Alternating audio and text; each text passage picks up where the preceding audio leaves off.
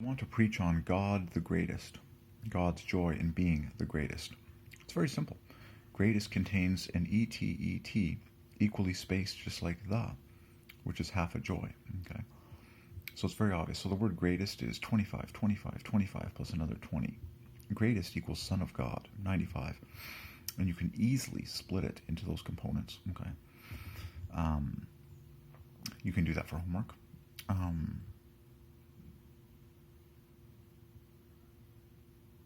I see the AT. Anyways, you can do it for homework.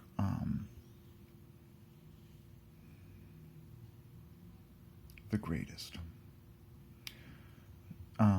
It's an obvious joy construct. Okay, God is the highest of everything. Okay, we make the best of anything with the suffix est. So when we say God is the greatest, the highest, the holiest, the loftiest, the lovingest, the best, the greatest, the chiefest, all of that, okay, you've just put the word the in front and the word est in the back. Well, what have you just done? You've created a symmetrical, rather God ordained a symmetrical TEET package, which equals joy perfectly. Half joy, half joy.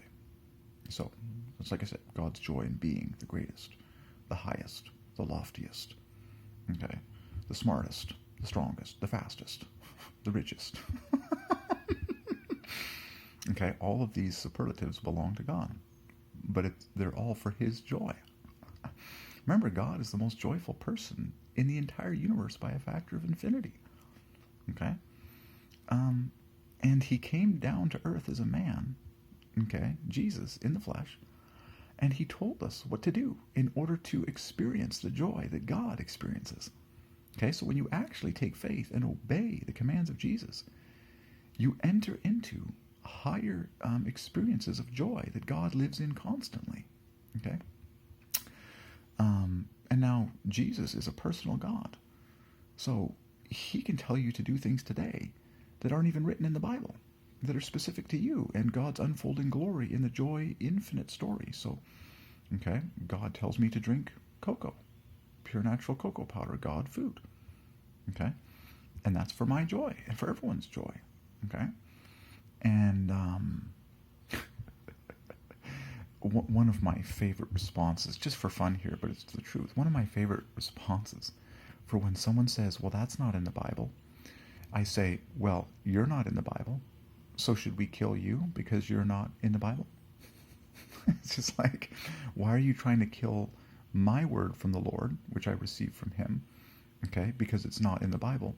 Should we kill you because you're not in the Bible? It's lunacy, okay?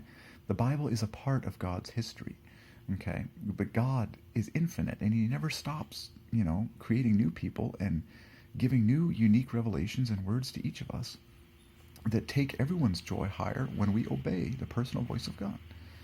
Okay, so I drink pure natural cocoa powder in obedience to the personal voice of God for me to do so. And I tell other people to do the same for their higher joy. Okay? And,